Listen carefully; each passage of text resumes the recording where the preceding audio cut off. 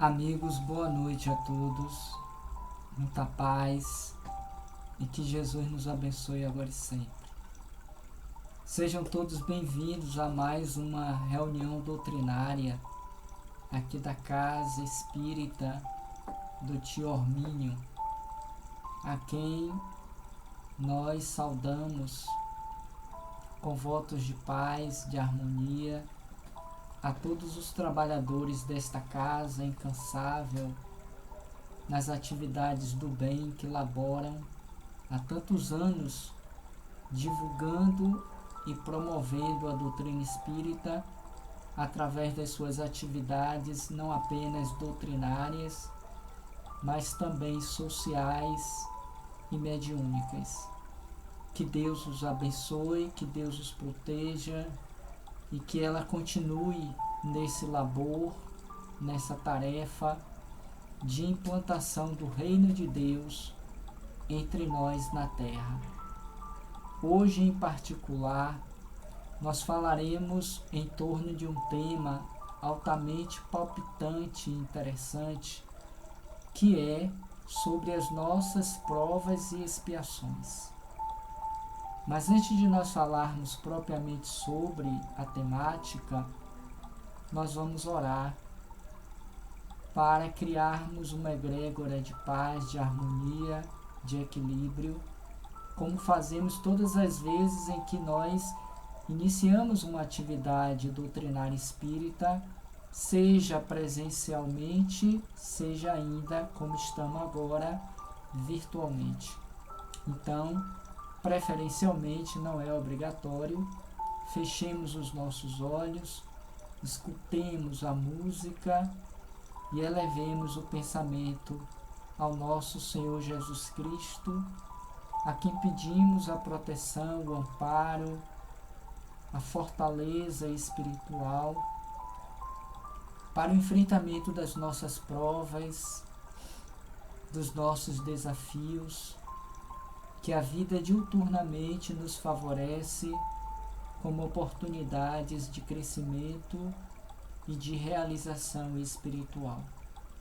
Que os bons espíritos desta casa amiga nos ajudem, nos intuem nas ideias que aqui passaremos em torno do tema proposto para a noite de hoje.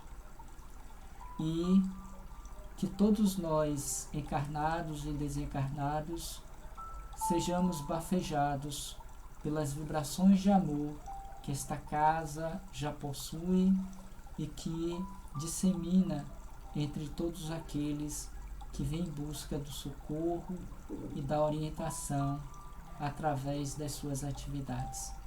Sendo assim, Senhor Jesus, com votos de paz em nossos corações, te pedimos a tua proteção para o início do trabalho desta tarde e noite, desejando igualmente proteção e paz para todos os familiares e amigos, companheiros dos presentes desta live, com votos de muita paz. Que assim seja e muita paz. Mais uma vez, boa noite a todos.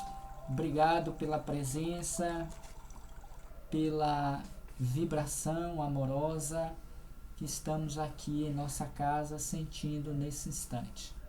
Conforme dissemos, hoje falaremos sobre um tema que os companheiros desta casa de amor, a casa do Tio Ormínio, nos desafiou a falar, que é sobre as nossas provas e expiações, que é um tema que de alguma sorte mexe com todos nós, porque diz respeito à nossa própria realidade do ponto de vista moral e espiritual no qual nos encontramos do ponto de vista da evolução humana na Terra.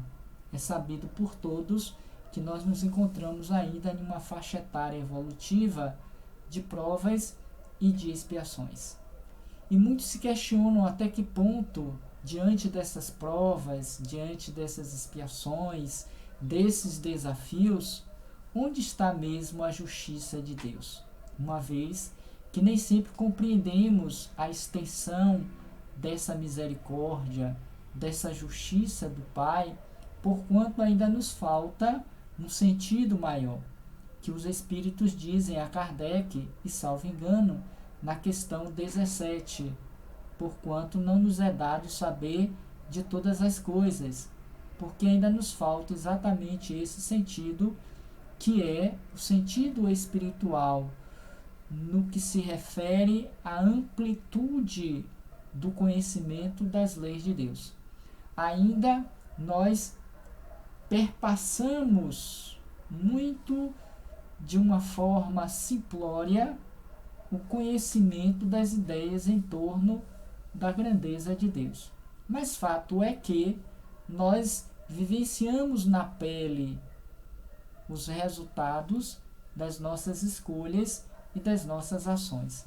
Por isso Kardec, durante toda a elaboração do Livro dos Espíritos e da própria codificação espírita, ele fez questão de presentificar esse tema, seja de forma direta, seja de uma forma indireta. Porque nós vamos ver que em todos os 4 livros ou partes do Livro dos Espíritos, nós vamos encontrar referências em torno dessa questão das provas e de expiações. Porque, na verdade, as investigações que Kardec fez durante toda a elaboração do Livro dos Espíritos, através das perguntas e das respostas, foram diretamente ligados aos espíritos que estavam nesta faixa etária evolutiva na qual nós ainda nos encontramos do ponto de vista da maioria dos espíritos vinculados à Terra. É verdade, e é preciso que se diga, que ele também experimentou o contato direto com espíritos de uma envergadura moral muito mais elevada do que nós outros. E alguns dizem que até o próprio Jesus esteve presente durante essa montagem dessa grande obra que ficou conhecida como sendo a terceira revelação, o Espiritismo ou a doutrina dos Espíritos. Mas, para o contingente humano no qual nos encontramos, é o que nós temos hoje de melhor. É o que nós podemos ter de compreensão a partir desses ensinamentos espirituais. Mas que ainda assim, por mais debulhado, por mais detalhado que ele seja, através deste e dos outros 4 que compõem o Pentateuco Espírita, fato é que nós ainda não compreendemos na sua inteireza, na sua largueza, essa justiça divina. E aí, muitas vezes, por não compreendermos, nos revoltamos ou não aceitamos a prova, a nossa, seja ela a prova, seja ela expiação, que nos cabe vivenciar a título de crescimento espiritual e moral. Daí a necessidade desse estudo, desta reflexão, para colocarmos na prática, na vivência diária, essa proposta desafiadora de sermos melhores hoje do que fomos ontem, para que amanhã nos tornemos melhores do que somos hoje. Então a gente percebe que a vida é um constante ir e vir através dessas sucessivas reencarnações, nas quais nós lidamos com essas provas, lidamos com essas expiações, que na verdade foram consequências das escolhas perante o nosso livre-arbítrio que nós fizemos e que muitas vezes infringimos a lei de Deus, dentro daquela ideia da lei de ação e de reação, como o próprio Cristo disse, que não sairíamos daqui desse mundo de provas e de expiações sem que nos ajustássemos com a própria consciência, que nada mais é do que o ajuste com a própria lei de Deus. Não é que Deus puna, nos cobre, mas as suas leis, que são harmônicas, eternas, elas equilibram as nossas ações e as nossas escolhas. Somos livres para escolhermos, mas somos obrigados a vivenciar aquilo que escolhemos, ou o resultado dessas escolhas. Então, quando nós olhamos lá na primeira parte do Livro dos Espíritos, que vai falar sobre os elementos gerais, o universo, nós vamos compreender que, de alguma sorte, esta questão das provas e expiações estão contidas quando Kardec vai falar exatamente da constituição dos mundos, dos planetas. E o nosso, atualmente, do ponto de vista da sua gradação evolutiva, é um mundo de provas e de expiações. É um mundo ainda primitivo, bem aquém do ideal a ser atingido, mesmo considerando esse momento de regeneração, de transformação, de pandemia e tudo quanto nós vivemos. E as nossas provas e as nossas expiações, para um mundo que se assemelha a esta categoria, não poderiam ser outras senão as que nós vivenciamos. Porque no nosso estágio é aquilo que nós temos de melhor para dar, a vida. Mas isso não quer dizer que devamos ficar retidos nelas, nesse estágio, mas que devemos nos empenhar, que devemos laborar de tal sorte para alcançarmos créditos valiosos que nos permitam avançar nessa senda da evolução e do progresso humano e espiritual através das reencarnações. E aí a gente passa também a compreender o valor e a importância da reencarnação nesse sentido, porque para o espírito é o palco de ação no qual ele vai laborar a fim de vencer a si mesmo e se recuperar dos seus processos reencarnatórios, podendo refazer os caminhos, como podem também se comprometer ainda mais nesse mesmo caminho. Porque nada está escrito efetivamente do ponto de vista do que vai nos acontecer. É o que ele vai tratar na segunda parte desse livro, o Livro dos Espíritos, quando vai falar dos gêneros de provas. Em que não existe algo fatalístico, determinismo, a não ser a certeza de que todos um dia chegaremos à condição de perfeitos e de que um dia todos morreremos. Talvez sejam as duas fatalidades únicas da vida, os dois únicos determinismos, porque tudo mais gira em torno das escolhas que nós fazemos. Até porque ele também vai considerar nessa segunda parte a respeito dessas escolhas que os espíritos fazem durante a sua romagem terrestre. Na terceira parte do Livro dos Espíritos, só para vocês terem uma ideia, ele vai tratar no capítulo 9, quando vai tecer considerações em torno das leis morais, a lei de liberdade, ou sobre a lei da liberdade, em que vai falar sobre o livre-arbítrio, que é de onde origina-se as consequências das nossas provas, das nossas expiações. E na quarta parte, Kardec ainda, a partir daquelas investigações com aqueles espíritos que lá estavam presentes quando da elaboração, ele vai tratar sobre os gozos e as penas futuros e terrestres. E um dos subitens desses dois capítulos, porque é dividido em apenas 2 capítulos, ele vai tratar de expiações e arrependimentos, em que os espíritos sofredores, diante daquelas expiações, provas mais acerbas, mais difíceis, limitadas, eles tendem a se arrependerem do que fizeram e pensam em se reajustar com a lei, considerando, e já foi dito aqui, que Jesus disse que não sairíamos daqui sem que pagássemos o último centavo, sem que nos desfizéssemos dos equívocos, dos erros, dos enganos cometidos pelas nossas ações do livre-arbítrio ao mundo no qual nós estivéssemos inseridos. Porque quando não dá para ser feito no atual, faloemos em outros que se assemelham à mesma categoria no qual estávamos ou que a nossa condição evolutiva nos permite.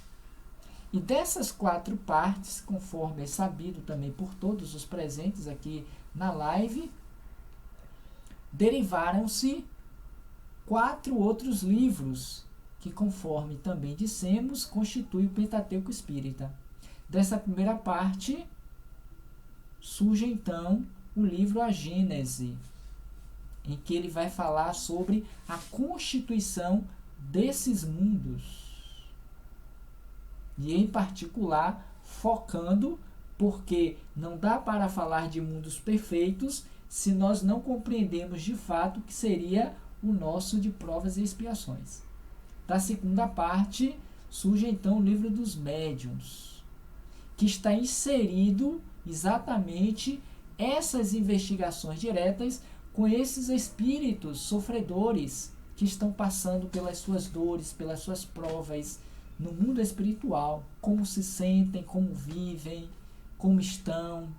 Então, é a parte científica elaborada por Kardec, no qual ele vai fazer essa investigação sobre esses espíritos que comungam conosco dos mesmos sentimentos, dos mesmos gostos, das mesmas necessidades, dos mesmos equívocos, erros, que nos fizeram, aspas, a pecar de novo e a cometer os mesmos deslizes de ontem, quando na verdade a proposta reencarnatória era que nós, e ainda o é, que nós nos melhorássemos, nos transformássemos, que voltássemos à pátria espiritual de onde saímos para uma condição ainda melhor.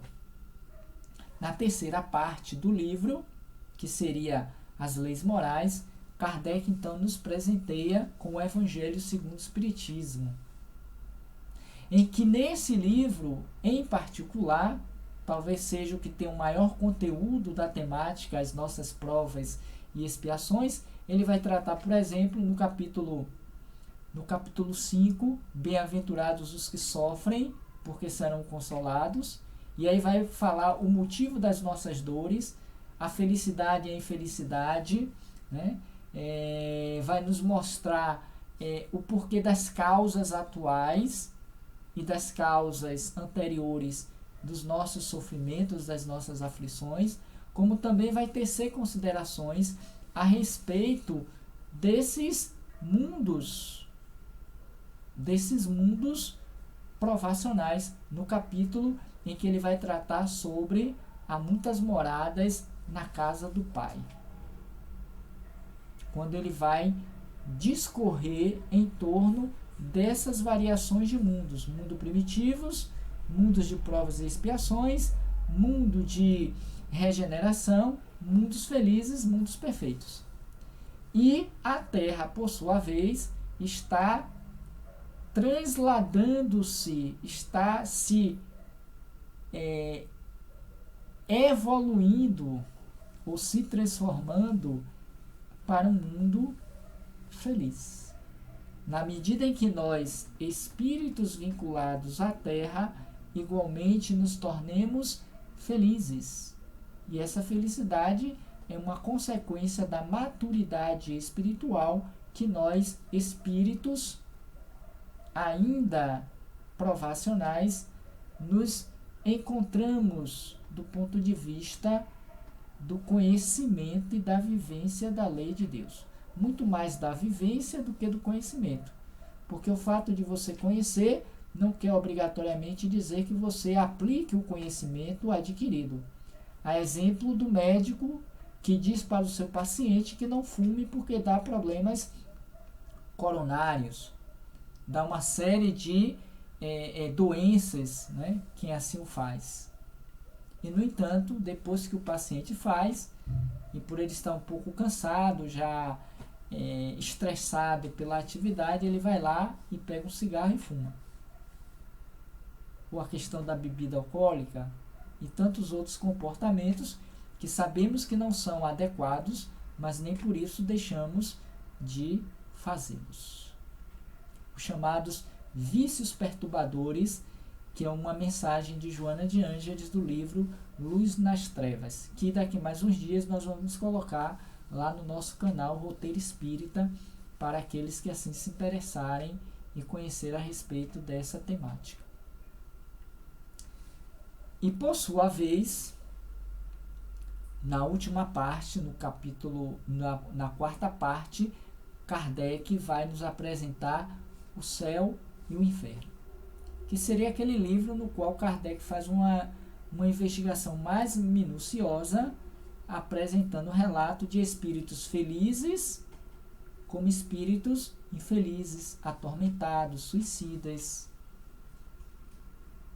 que estão vivendo no mundo espiritual as consequências dessas ações perpetradas quando da sua última encarnação, quando não também das suas anteriores, porque o sofrimento e a dor não está diretamente ligada à atual, à última, mas pode ser uma encarnação que já está mais lá atrás e que hoje, pela necessidade da lei, é convidado aquela alma a retornar para se liquidar desta realidade a qual ele está inserido. Ok? Então, de uma forma en passant, essa é uma ideia do porquê das nossas provas e o porquê das nossas expiações. Mas eu gostaria de fato e verdadeiramente, apesar já do avanço da nossa live no que se refere ao desenvolvimento desse tema, eu gostaria de apresentar a vocês, até para a gente ter um conceito mais específico em torno do tema, o que seria prova, o que seria expiação, que Kardec, por sua vez, no Livro dos Espíritos, ele discorre muito bem. Nós gostaríamos de apresentar esse outro de Emmanuel por Chico, que é do conhecimento de muitos, que é o Consolador, em que Emmanuel vai responder, dentre outras tantas perguntas, a respeito da provação, porque é algo, e já dissemos, que ainda mexe muito com o nosso imaginário.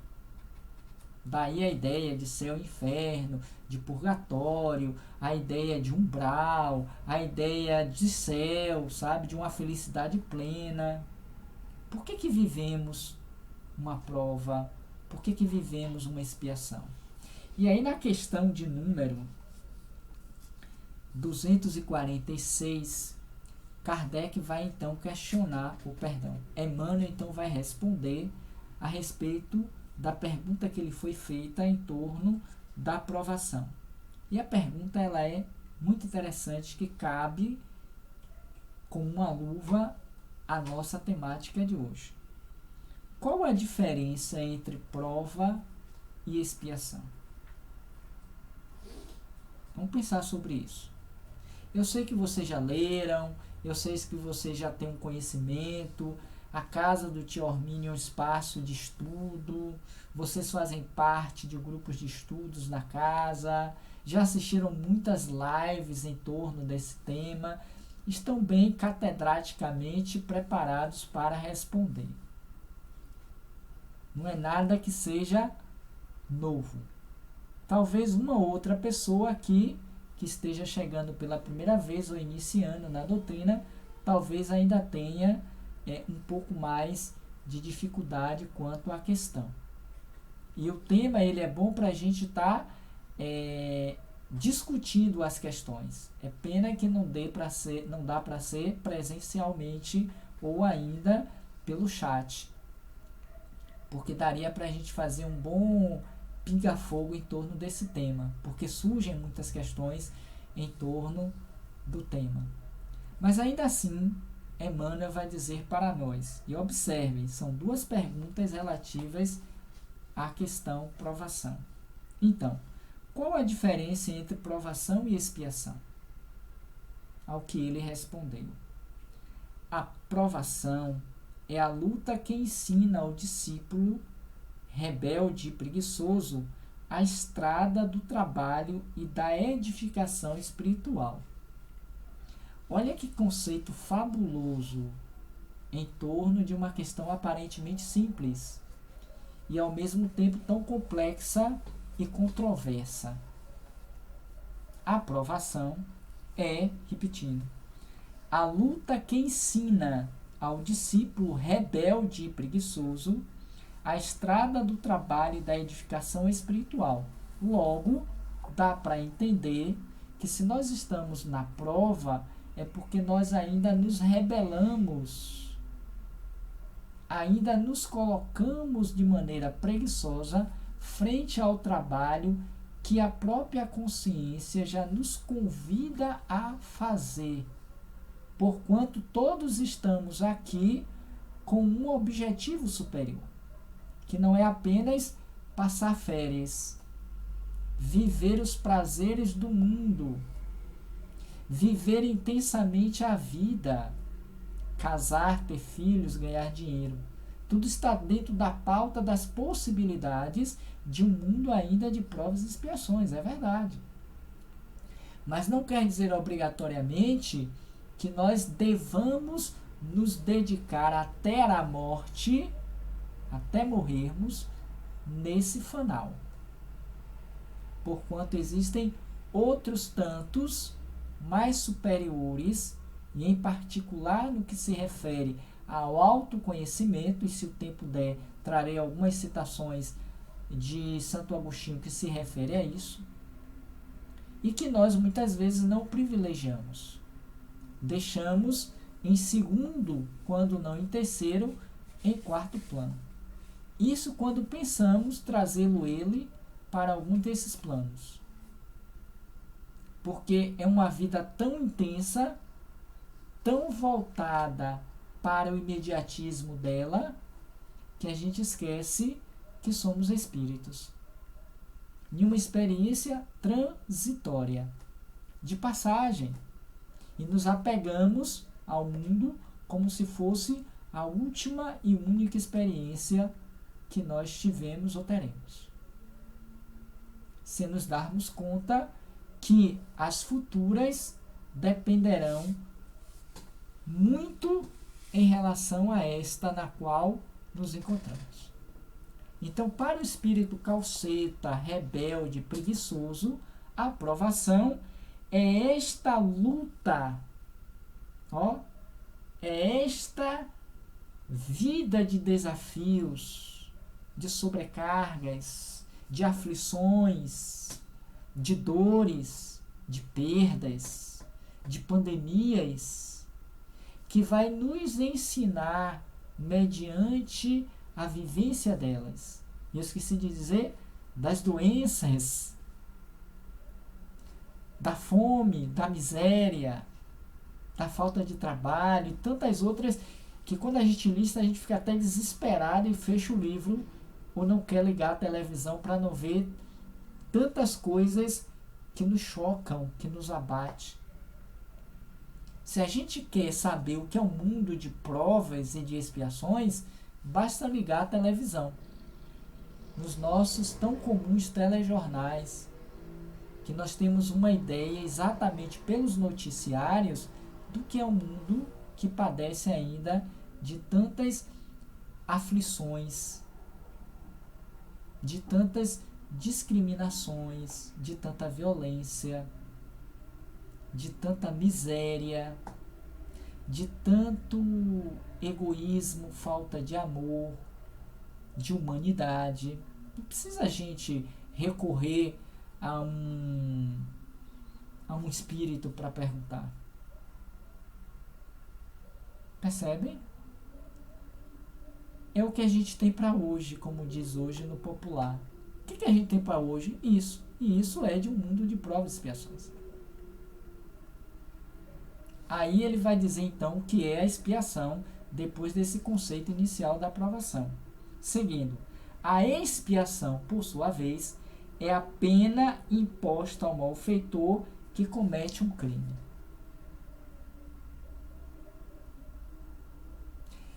E Emmanuel também, em uma outra citação, ele vai dizer, eu gosto muito dessa citação dele, que a diferença que existe entre nós e o criminoso é de que os crimes do criminoso foram revelados e o nosso ainda não.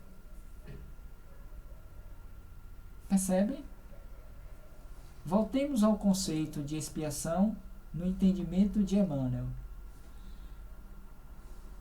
A expiação é a pena imposta ao malfeitor ou ao criminoso que cometeu o crime.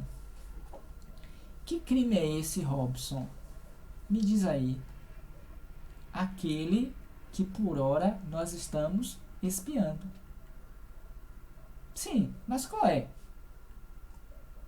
Observe-se.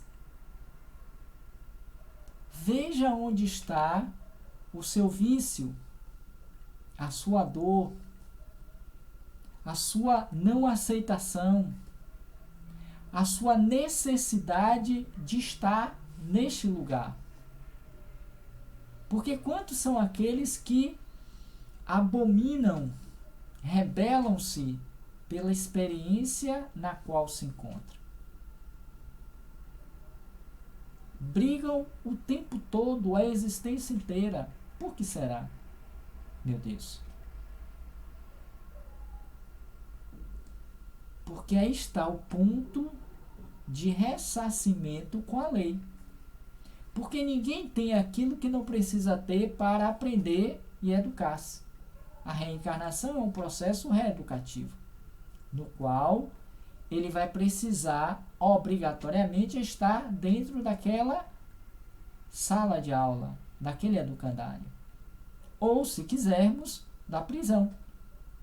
Então, o malfeitor, o que vai diferenciar basicamente a prova da expiação, é que na expiação o malfeitor já perdeu todos os seus direitos perante a lei, que está na própria consciência.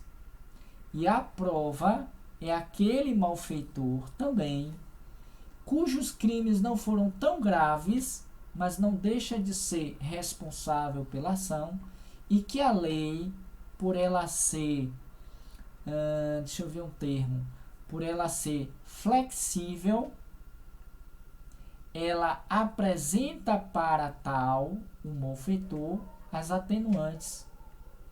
As agravantes são para os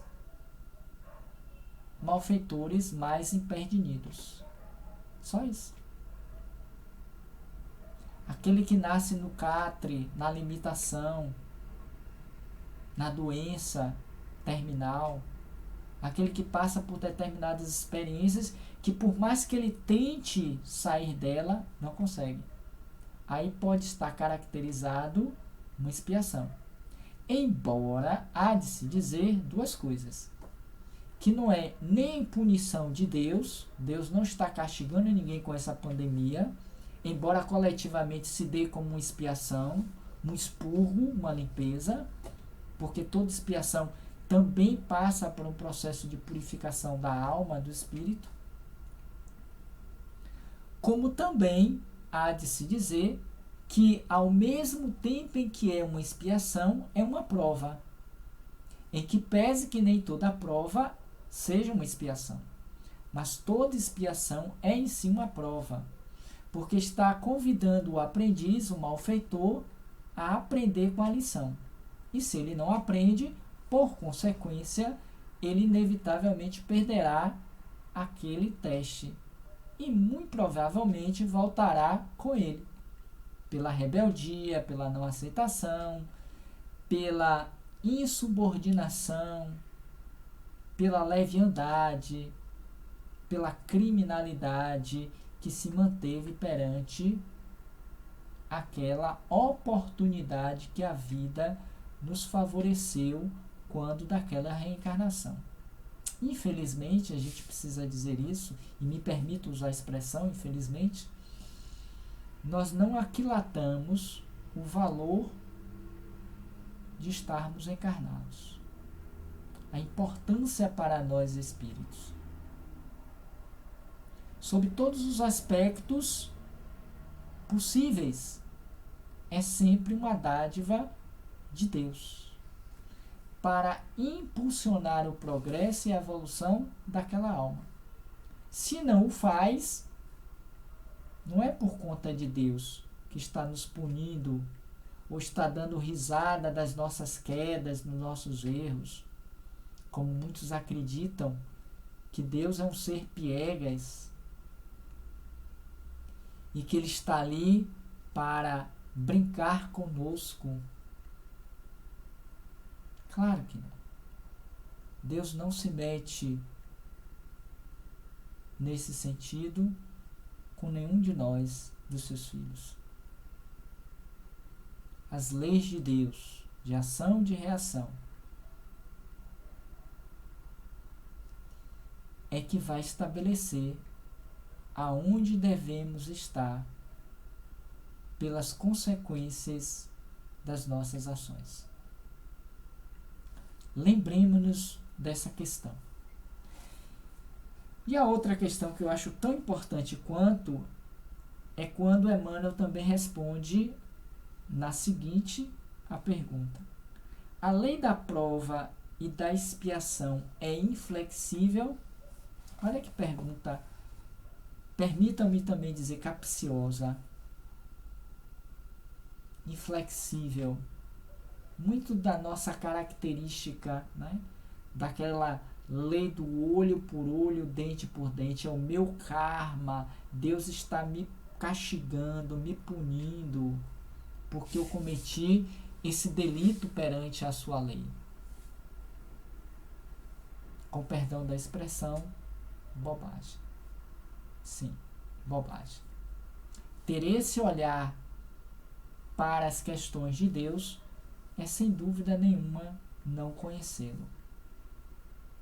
Na sua infinita justiça, sabedoria e amor. E é uma pergunta que talvez nem devêssemos fazê-lo ou fazê-la. Porque basta que nós comparemos com a nossa própria realidade. Qual disse Jesus à época? Se um homem mau, pecador, quando um filho lhe pede um pão, ele não lhe dá uma pedra, o que dirá o nosso Pai que está nos céus, que é todo amor, que é todo justiça e bondade? Se entre nós, malfeitores, cruéis, muitas vezes, de um mundo ainda mais de expiação do que de prova, nas quais nós temos maiores possibilidades e chances de acertos, nós já temos o que nós chamamos de atenuantes e de agravantes, por que eu acreditaria que quanto à lei de Deus também não haveria as suas atenuantes e as suas agravantes? Sem que Deus corrompa a própria lei dele. Porque são leis imutáveis. Daí porque a doutrina espírita não credibiliza-se na ideia, não propaga dos milagres. Deus não faz milagres. Jesus não faz milagres. Porque esses pressupõem-se algo que está acima da própria lei de Deus. Ou, quiçá, uma derrogação delas. Porque Deus quis favorecer aquela criancinha, ou aquele ancião, ou aquela senhora, em detrimento de outros tantos anciãos, crianças e senhoras que passam pelas mesmas injunções de dor, de sofrimento. E não entende que existem leis que são leis que harmonizam, equilibram, e a cada um segundo o seu mérito, a cada um segundo as suas obras, no dizer do próprio Cristo. Aí eu entendo a justiça de Deus. Aí eu entendo porque esta é a minha prova e não a de vocês. Porque estas são as suas provas e não as minhas. E eu entendo que Deus ele é justo, porque ele não me daria as suas provas, nem as minhas as dariam a vocês sem que houvesse uma necessidade do aprendizado de quem as possui. Percebem? Diferentemente, muitas vezes, de nós outros, humanos imperfeitos, egoístas, vaidosos, que temos as nossas preferências, os nossos queridinhos e queridinhas, aqueles que a gente protege, os chamados protegidos. Com Deus não existe isso, porque a lei é soberana. As nossas expiações, por mais dolorosas que sejam, está sempre dentro do cômputo da justiça de Deus. Ou eu entendo isso, ou não adianta querer se dizer espírita ou crente em Deus. Porque é muito comum a gente dizer assim: Deus, Ele ouviu as minhas preces. A justiça de Deus tarda, mas não falha. Foi Deus que me provou para ele através daquela experiência dolorosa. É como se nós fôssemos algum tipo de joguete nas mãos de Deus. E Deus estivesse saindo aí, à torta e à direita, averiguando o que os seus filhos estão fazendo para marcar com um X os que serão eternamente, dentro daquela ideia de céu e inferno, eternamente punidos. Percebe? Não existe isso na perspectiva da doutrina espírita. E nós respeitamos as outras perspectivas. Mas o olhar para a temática é a partir desta. Então, voltando à pergunta, só para eu não fugir muito por conta do tempo. A lei da prova e da expiação é inflexível e os espíritos não. Emmanuel disse assim: os tribunais da justiça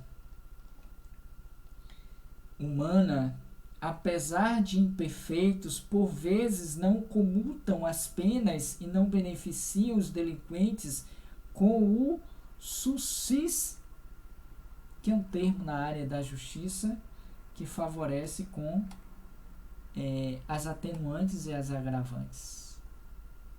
Aí ele complementa: a inflexibilidade e a dureza não existem para a misericórdia divina.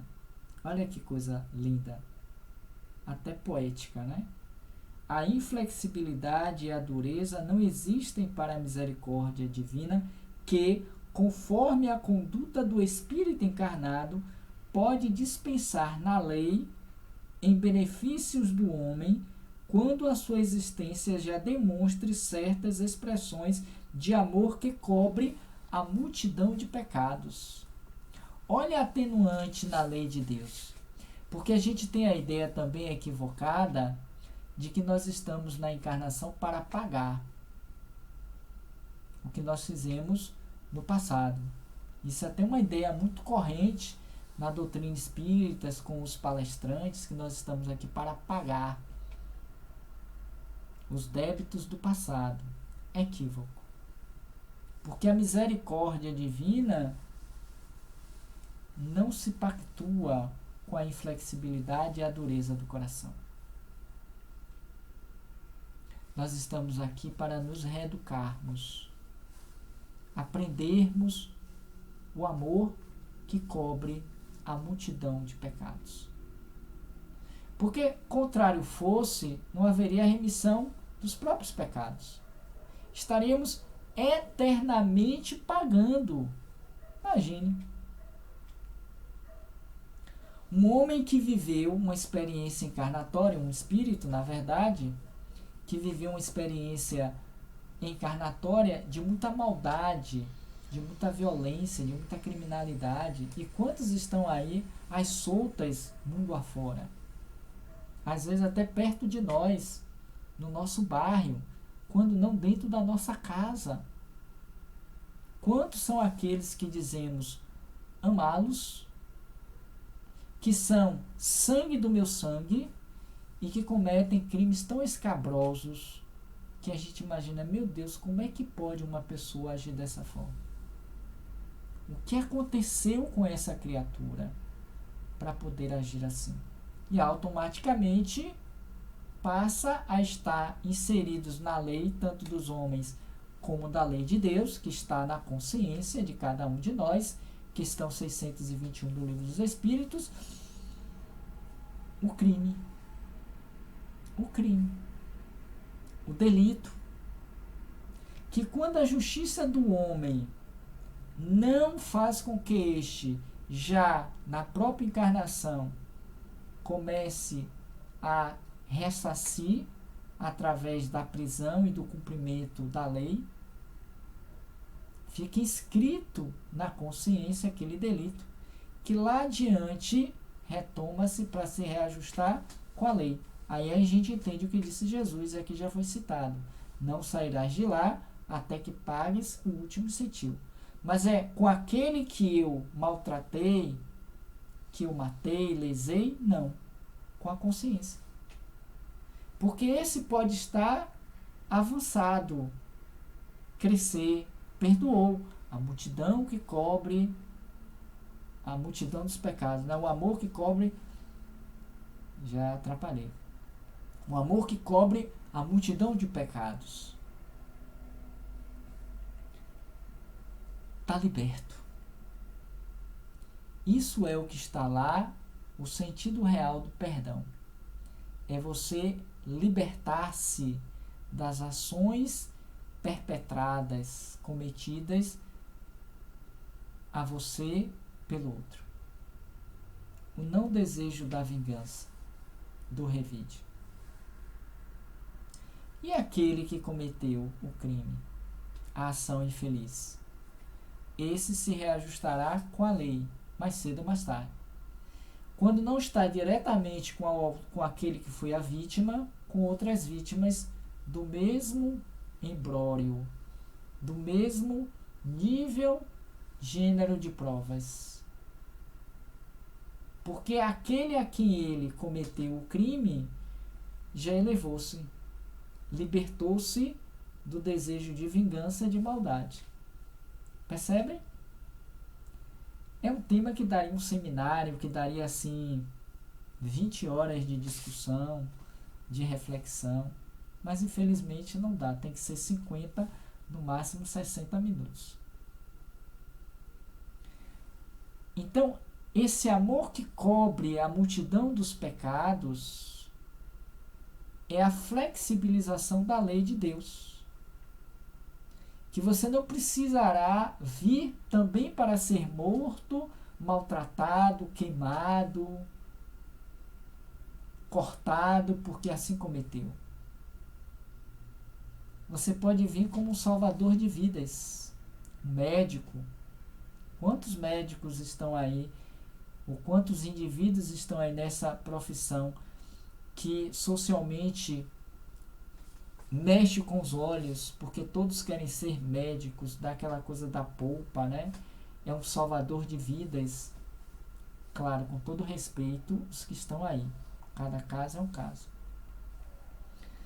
Mas é uma oportunidade, em muitos casos, que a lei está dando para que ele salde os comprometimentos com o passado delituoso, como salvando vidas. E onde é que está o meu crime nesse sentido? Porque possivelmente eu lesei muitas vidas. E hoje eu sou um defensor daquela proposta, porque a consciência já me traz luz à questão. Isso serve para o professor, quem é da área de educação, porque dizem que é a profissão mais nobre que existe. Eu sou da área também e não penso assim. Embora considere que é uma profissão de grande valor social.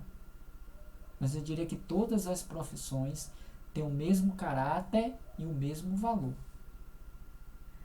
Não é porque nós ensinamos aos outros as suas respectivas profissões.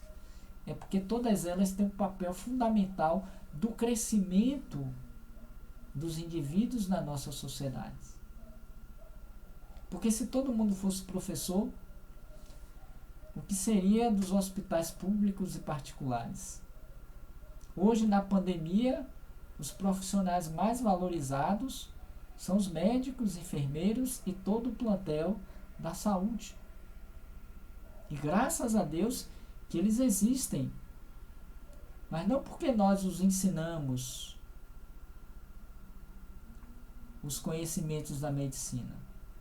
Porque estes também se devotaram ao estudo, à vivência de suas profissões e especialidades.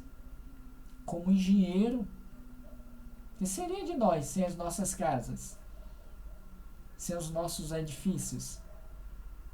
Íamos dormir debaixo da ponte? Percebe? O que seria de nós sem um sapateiro, sem um mestre de obra, sem um varredor de rua? Então não posso acreditar que a minha profissão seja melhor do que as outras. Mas eu posso acreditar que deva ser tão respeitada quanto as outras. Isso eu concordo.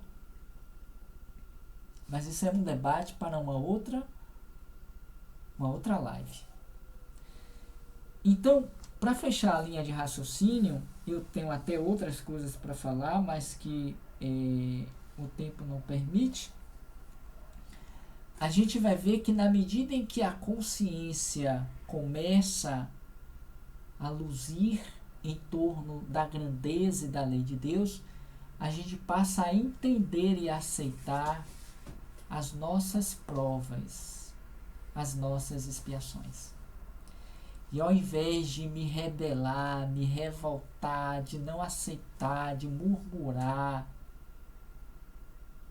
eu agradeço a Deus por elas. Eu tomo para mim e não as dou para ninguém. Eu não as transfiro, quer seja para quem for. Porque eu entendo que esta é a minha melhor oportunidade. E se Deus me as deu, significa dizer que eu tenho condições de superá-las, de encontrar soluções para continuar em frente. Qual propõe Joana de Ângeles dentro da sua série psicológica? Vida, desafios e soluções. E são pelos embates, pelas provas, pelas expiações que a gente cresce, que a gente evolui, que a gente libera-se dos pecados de ontem como os de hoje.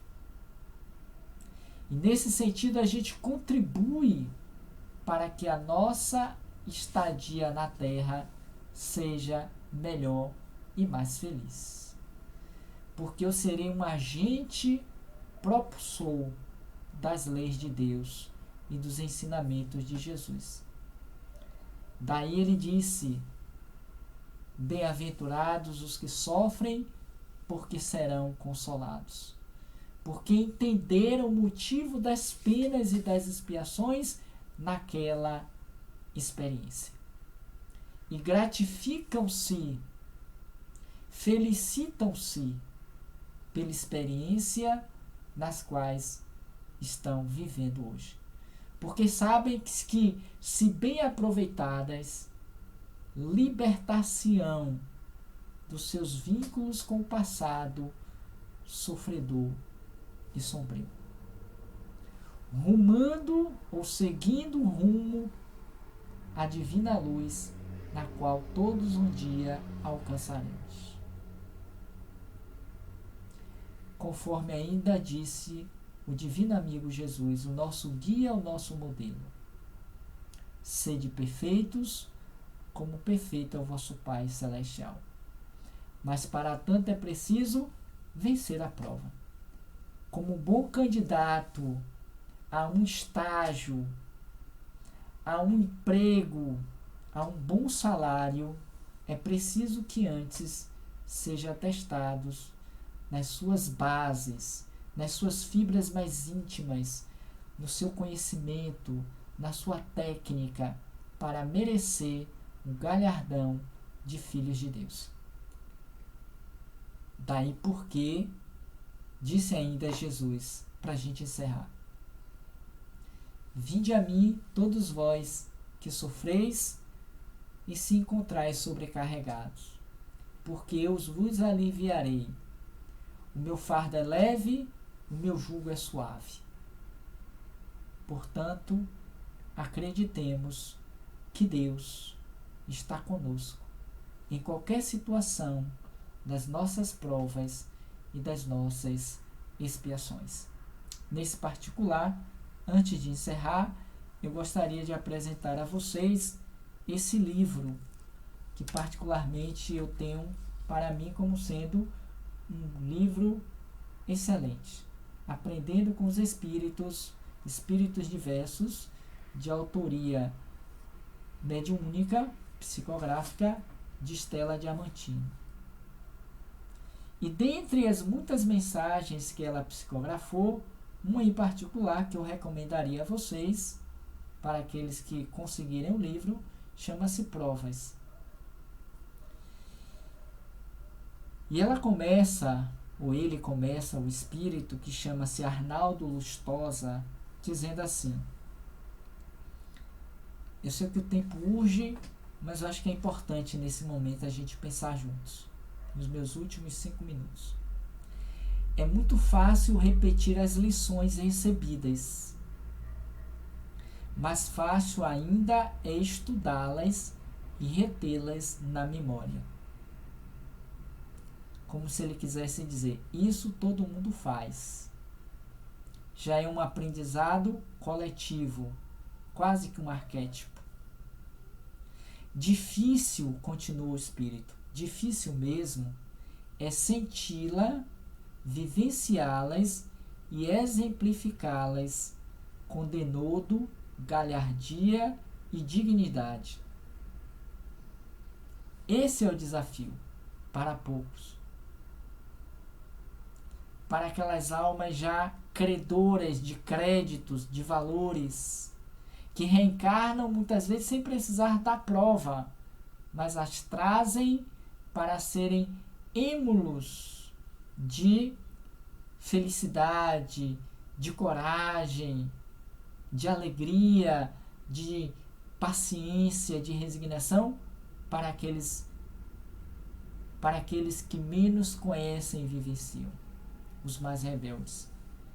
E finalizando, ele diz assim: quando a temática de lição refere-se às coisas do mundo material, já não é nada fácil concretizar o ideal. Tratando-se das máximas pregonizadas nos evangelhos, realizá-la tal desiderato torna-se por vezes muito difícil. No entanto, não podemos nos esquecer de que um dos objetivos do Instituto da Reencarnação, nos primórdios da evolução, é propiciar a oportunidade para testes e provas que comprovem a consciência recém-desperta da criatura, que os valores e padrões assumidos por ela no plano espiritual continuam válidos nos planos das formas, não obstante as forças telúricas próprias da matéria. Ou seja, rapidamente, toda prova, toda expiação antes passou por uma aceitação daquele que ora vivencia na terra. Senão Deus seria injusto, impositor, como nós fazemos. Às vezes o pai para o filho: é porque eu quero e você vai e pronto. E não tem escolha. Sempre tem a possibilidade de escolher. Tanto é que o livre-arbítrio nos permite fazer ou não. Mas não fazer muitas vezes já implica na escolha de mais tarde voltar com ela sem o direito de escolher. Mais adiante ele vai dizendo assim: As ocorrências do cotidiano, dentro dessa perspectiva das provas, nem sempre dizem respeito ou guardam relação direta com atitudes ou faltas cometidas anteriormente. Isso é importante. E está lá no Evangelho, quando ele vai tratar dessa questão no capítulo buscar e achareis, bater e abrir-se-vos-á, pedir e obtereis. Me parece que está lá um comentário nesse sentido. Mas ele continua dizendo, mas todas elas podem e devem ser encaradas como provas escolares no final da unidade, comprovando o aprendizado do aluno e da vida no período reencarnatório, que, guardadas as devidas proporções, corresponde a um ano letivo de aprendizado, cuja duração é infinita, como infinita é a própria vida. Querem saber mais? Comprem o livro e leiam a mensagem Provas. O desejo é poder terminá-la, mas eu sei que o tempo já não permite. Sendo assim, eu agradeço de coração a vocês, a esta casa de amor, de trabalho no bem e de recuperação dos muitos de nós que ainda somos para com a lei criminosos, rebeldes, preguiçosos, e que esse templo de Deus aí encravado naquela área ali da Avenida Joana Angélica, ali na Rua General Labatu, nos Barris, não chega a ser Barris, um pouco mais adiante, quase Nazaré,